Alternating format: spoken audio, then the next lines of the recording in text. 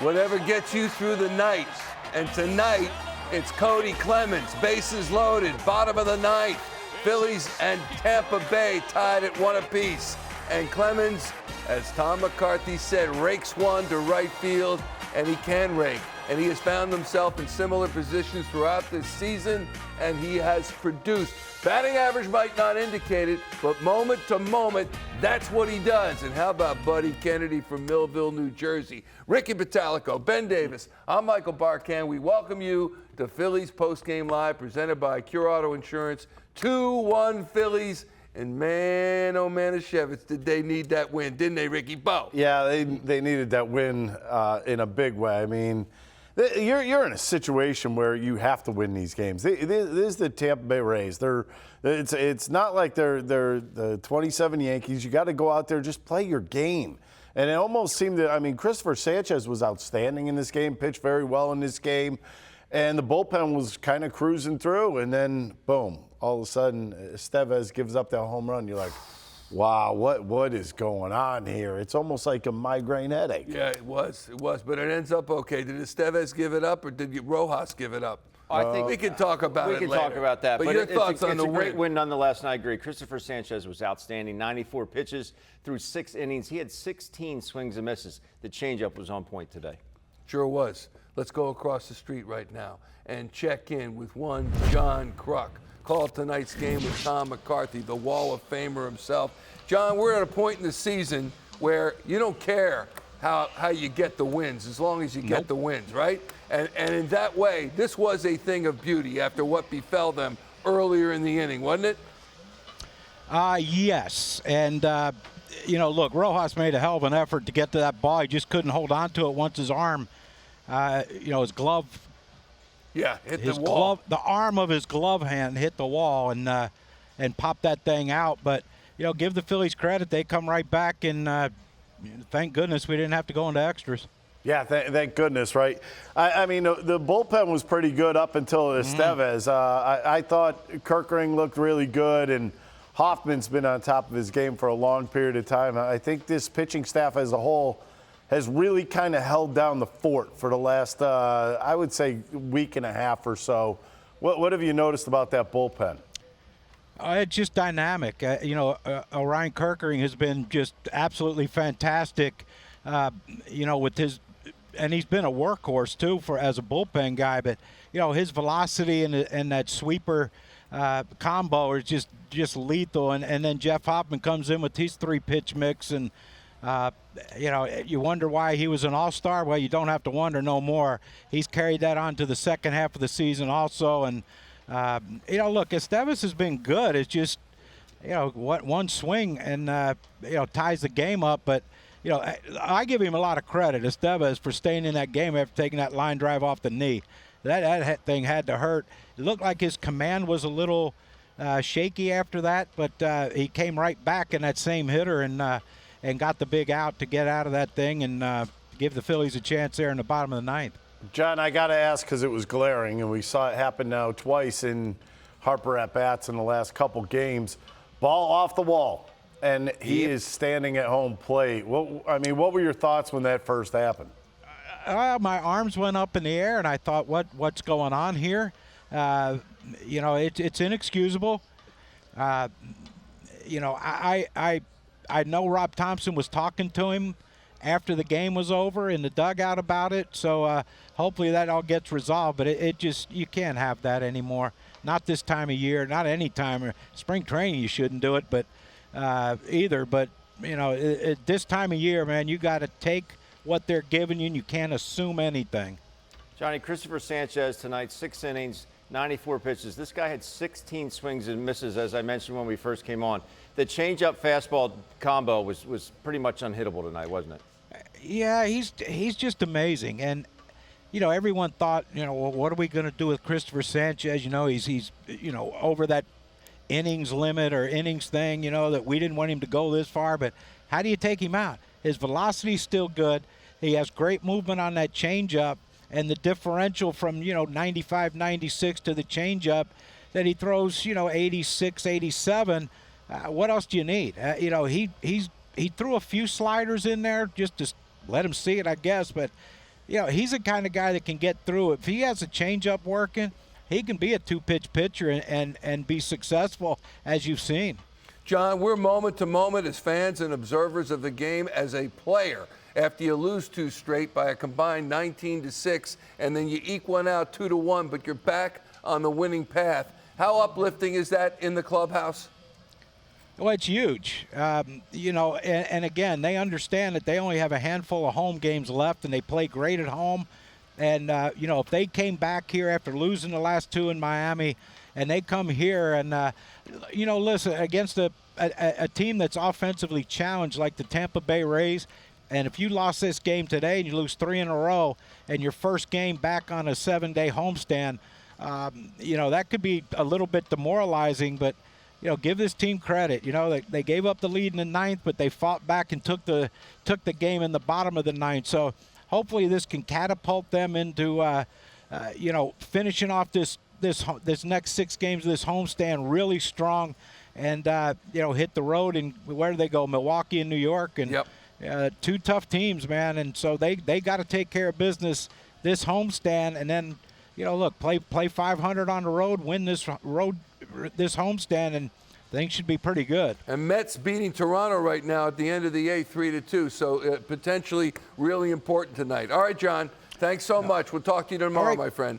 John Kruk Yes, joining us from the booth. He should have gone all the way to the wall. Of course. You go to the wall. Your first shot is to go all the way back to the wall, turn around, and find the ball. I mean, that's what most, at least when I played, all the outfielders used to do that.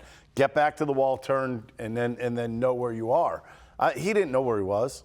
I mean, and the problem is, on top of it, even if he knows how many steps it is from the track to the wall where he is, he's in a weird spot because he's coming in kind of sideways to the wall, which means that those steps aren't going to be true.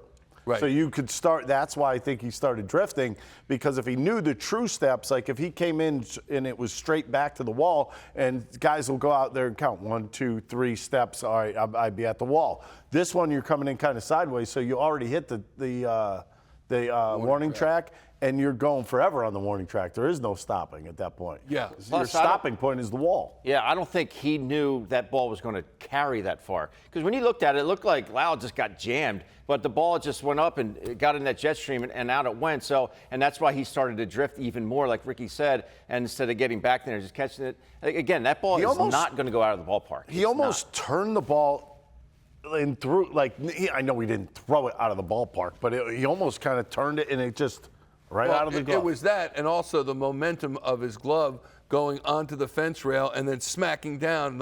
That momentum carried the ball over. Oh, all right, we're only going to talk about this for another half hour, and then that's it. That was the most excitement in the game. It caused the excitement. Well, I'll tell you what, there was another piece of excitement as well, which is Bryce Harper failing to run out what he thought was going to be a home run, and it should have been a double. This is after that, and he's talking to Rob Thomson after the game. Number one, there's no excuse for Bryce Harper in that situation. There's nothing he can even say to Rob Thomson. What are you supposed to say? I thought it was a home run? That's not a good answer. Well, I hit it hard. That's not a good answer either. It's a double. Yeah. This is a double. You just did. You know what? Right now, the thing that surprises me on that ball was hit on a line. So you would have thought that he, in his head, would be, man, that's a line drive. I got to go. If not 2, if it kicks off, because let's face it, we've seen it kick off of those walls and go funny directions. That ball could have kicked off, went to the corner. He could have been on third. Mm-hmm. There's a lot of things that go on. There's no excuse. I mean, thank goodness we didn't get filmed tonight. Oh, my God. If you had seen us watching that play, thank goodness they won this game tonight. The other thing is that ball only went halfway up the right field wall. If you're gonna watch a ball like that, it's got to be in the second deck. Make it be at least like a Schwarberian bomb. Does it indicate his power or lack thereof that he it's thought? It's a line drive. I know, but he thought it really had a shot to go out, and upon further inspection, it did not. We've heard the term launch angle. That wasn't an optimal launch angle. It almost looked like it had topspin on it. Yeah. Topspin, those balls don't go out. You get the ones that backspin that carry on out of the ballpark. His swing, though, when the ball left the picture, the swing looked like it was going out. I thought it was gone. And then you see, no, it was a beeline. No, I didn't. I thought it looked exactly like last night. Exactly like down in Miami, the line drive to right center field.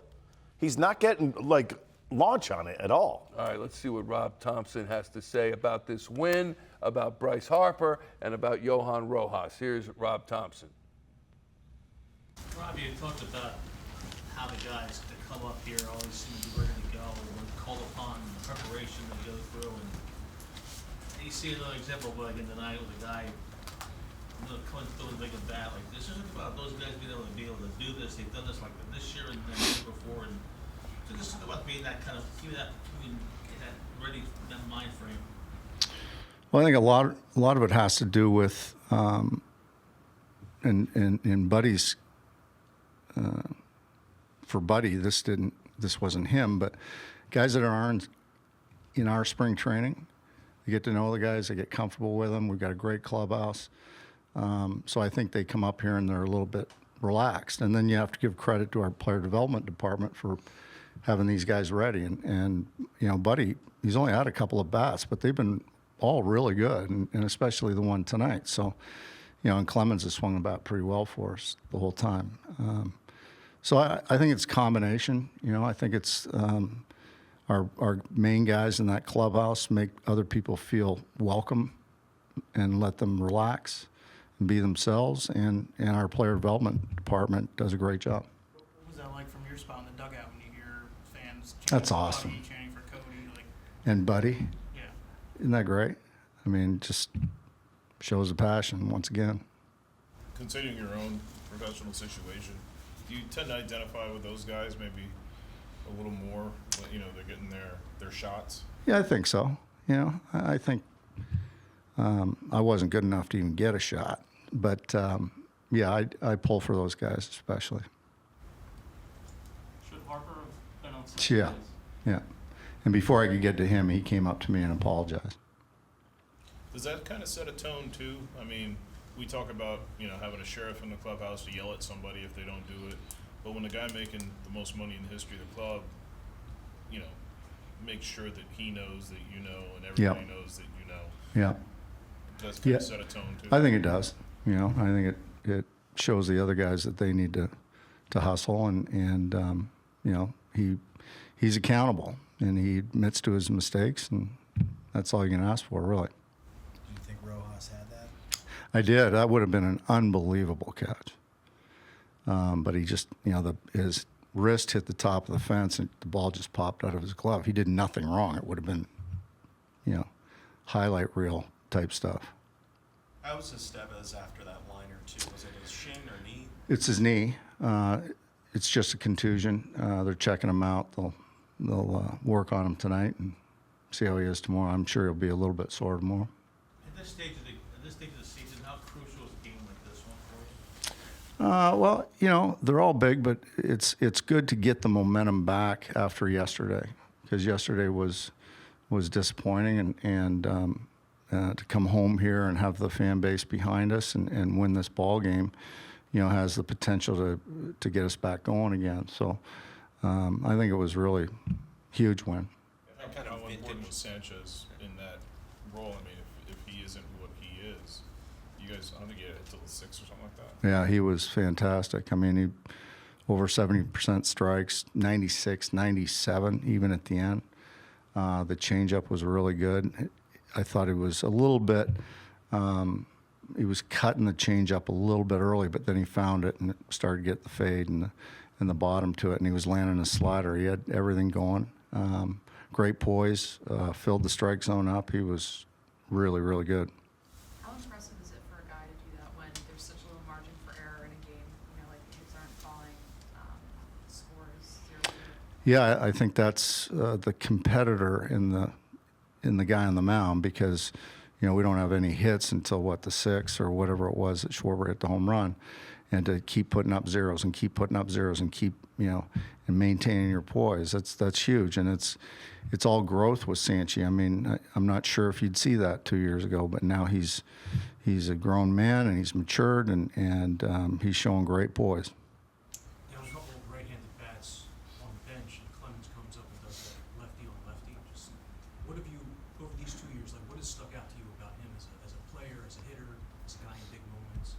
Well, the two right-hand hitters on the bench were Real Muto and Garcia. So, yeah, he hangs in on lefties. He does. He can hit, and he's not afraid of anything. He's not afraid of the moment. He's a big league hitter. It's just he wasn't with us all year just because of how our roster was set up. So he can hit.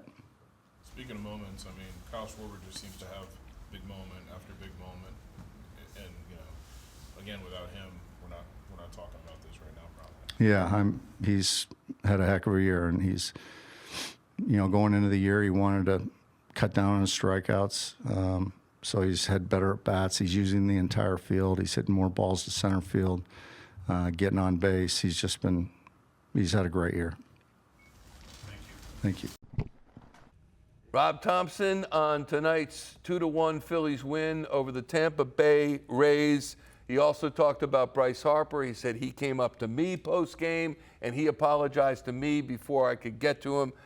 The ink came off the ball and went onto my pants. That's how hard it was hit. It was smoked. That hurts like hell. Yeah. You know how hard that hit Estevez, and for him to stay in the game? I mean, this guy is a mountain of a man. Did you see where that ball landed after it hit his kneecap? It almost landed on the chalk line. So you're talking about it goes out 60 feet, and then it goes all the way over to the chalk line. Are you kidding me? In the air. That's how hard this ball hit him. And he stayed in the game. Nothing you couldn't have taken off your knee. He did. In fact, he still has the official ball of the National League. It's on his thigh, for goodness sakes. And when we come back, Ricky's going to show everybody the ball. All right, we'll take a break. We come back. Please, won't you, Ricky? Right. Yeah, I'll show you. See you in a second. He has 34 home runs now. I remember we were talking about his 28th home run. Bam! He just hit 6 more is my math right? 6 more home runs. Look at this. Most homers first 3 seasons with any MLB franchise. You're talking about Babe Ruth on that list, Roger Maris on that list, Cecil Fielder, Jimmy Fox on that list, and then McGuire and A-Rod. In all honesty, I mean, you're talking about a guy who now has 34 home runs. He's 6 away from that 40 slot again. He's got 94 RBIs. I got to believe he's going to get there. I'm hoping he gets there. He deserves it.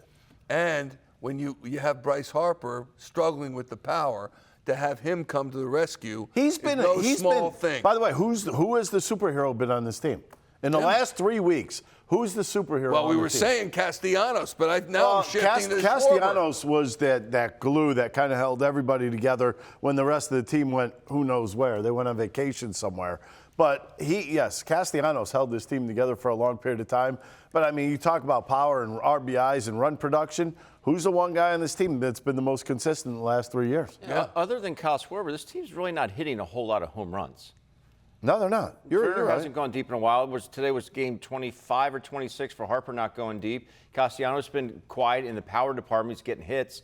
Marsh has hit a couple. But, I mean, other than that, it's really just been the Kyle Schwarber show with regards to home runs. All right, so let's set up the bottom of the ninth because Turner lined out to right field. Harper, you saw the single that should have been a double. Alec Boehm's on the shelf with his bad hand. So Clemens is going to get a lot of reps. And right now he is rewarding Rob Thomson with a lot of good productivity. Am I stretching it to say that he deserves a full-time spot on the roster? He probably does. He probably does. I mean, this guy has had some really big hits for the Phillies.